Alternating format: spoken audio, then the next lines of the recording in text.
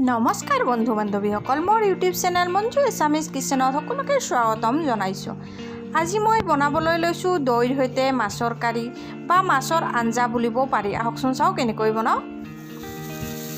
প্ৰথমতে মই মাছ কেইপিচ ভাজি লৈ লওঁ।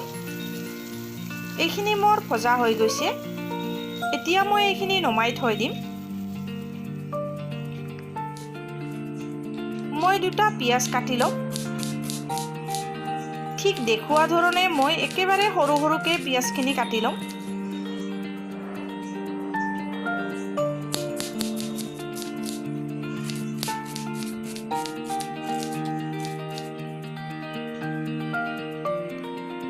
এইখিনি হৈ গৈছে। কেৰাহী এখন পাতি দিছোঁ, তেল দি দিছোঁ। তেলখিনি গৰম হোৱাত তেজপাত দুখিলা দি দিছোঁ। লগতে ইয়াত দুটা শুকান জলকীয়া দি দিছোঁ। অকণমান পাঁচফোৰণ দি দিছোঁ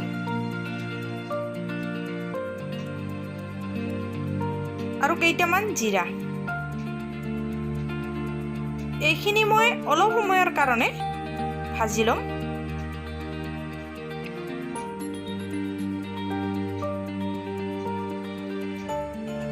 এতিয়া মই কাটি ৰখা পিয়াজখিনি দি দিছোঁ।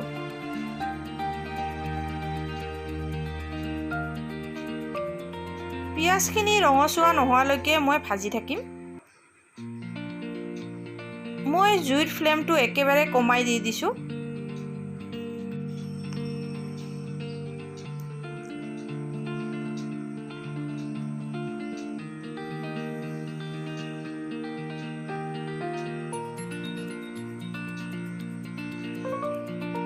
এইখিনি মই ঢাকনি মাৰি অলপ সময় ভাজি ল'ম।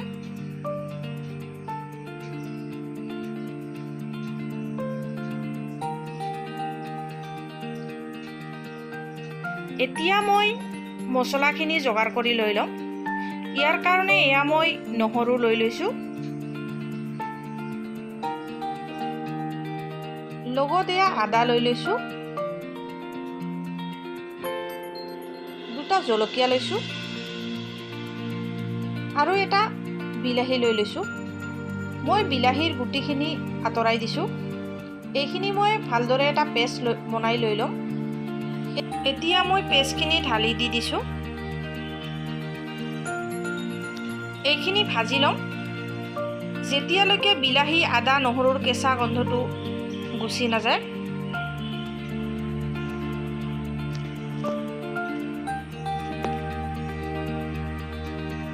লৰাই লৰাই এইখিনি কিছু সময় ভালদৰে ভাজি ল'ম। মই আজিও দুটা কমেণ্ট পঢ়িম।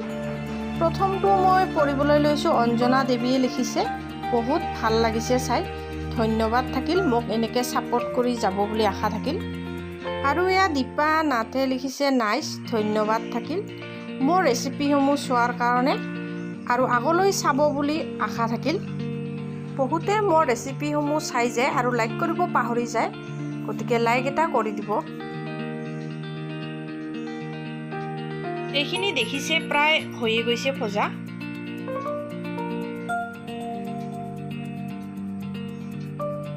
এতিয়া মই ইয়াত শুকান মছলাখিনি দি দিম। হালধি দি দিছোঁ।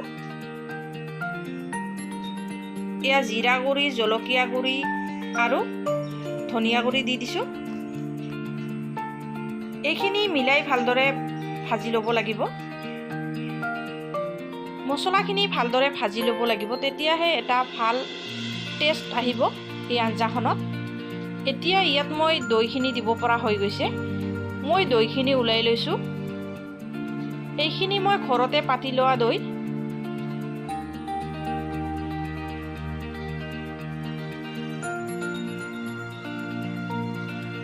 দৈখিনিত একেবাৰে পানী নাই বুলিবই পাৰি।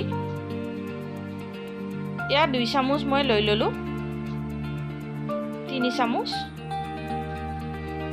আৰু এচামুচ ল'ম। টোটেল মই 4 চামুচ ইয়াত দৈ লৈ লৈছোঁ। এইখিনি এতিয়া মই ভালদৰে মিলাই ল'ম। যিসকলে মোৰ চেনেলত নতুনকৈ আহিছে প্লিজ চেনেলটো ছাবস্ক্ৰাইব কৰি ল'ব আৰু কাষতে থকা বেল আইকনটো প্ৰেছ কৰি অল কৰি দিব, যাতে আহিবলগীয়া নটিফিকেশ্যনসমূহ পাই থাকে।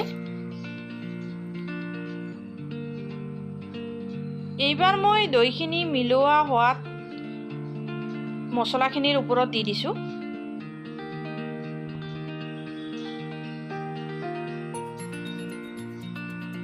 মিলাই এইখিনিও ভালদৰে ভাজি ল'ব লাগিব যাতে দৈৰ কেঁচা গন্ধটো গুচি যায়।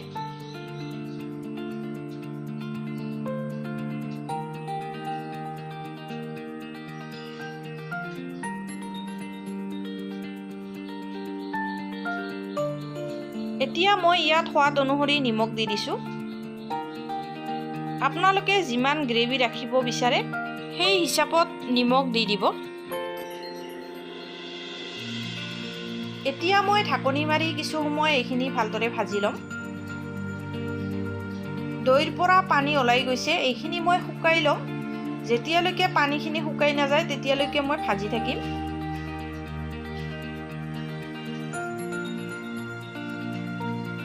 মই ইয়াত আধা চামুচ চেনি দি দিছোঁ বেলেঞ্চৰ কাৰণে।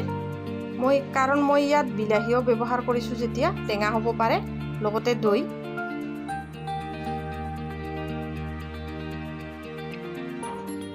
এতিয়া মই ঢাকনি মাৰি আৰু কিছু সময়ৰ কাৰণে এইখিনি ভাজি ল'ম।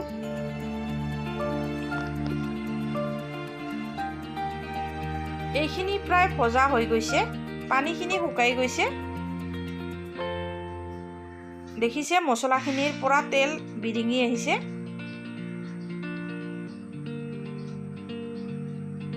কি ধুনীয়া কালাৰ আহিছে। এতিয়া মই ইয়াত মাছ কেইপিচ দি দিছোঁ, মিলাই দিছোঁ। আপোনালোকে যদি এনেকৈ খোৱা নাই এবাৰ নিশ্চয় ট্ৰাই কৰিব আৰু খাই মোক জনাব আপোনালোকৰ কেনে লাগিল। এতিয়া মই ইয়াত গৰম পানী দি দিছোঁ। যিকোনো আঞ্জাত গৰম পানী দিলে লগে লগে উতলি যায়, সেইকাৰণে ইয়াৰ সোৱাদ দুগুণে বাঢ়ি যায়।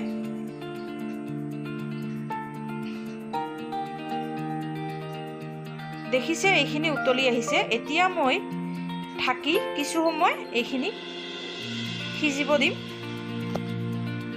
কিছু সময় পিছত ঢাকনিখন আঁতৰাই মাছ কেইপিচ ওলটাই ল'ম।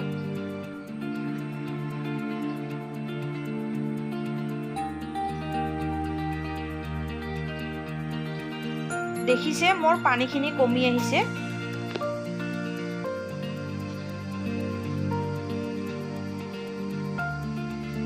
এতিয়া মই গৰম মছলা দি দিছোঁ,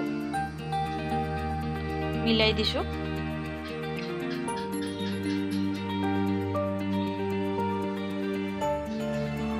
আৰু এতিয়া কাটি ৰখা ধনিয়াৰ পাতখিনি দি দিছোঁ।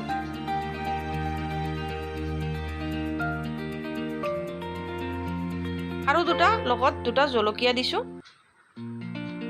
কেঁচা জলকীয়া দিলে শেষত ইয়াৰ ফ্লেভাৰটো ওলাই আহে আৰু খাবলৈ খুবেই সোৱাদ হয়।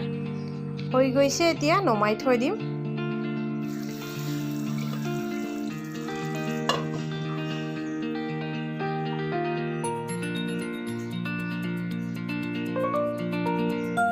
মোৰ এই আঞ্জাখন খাবলৈ খুবেই সোৱাদ হৈছিল। আপোনালোকে নিশ্চয় বনাব।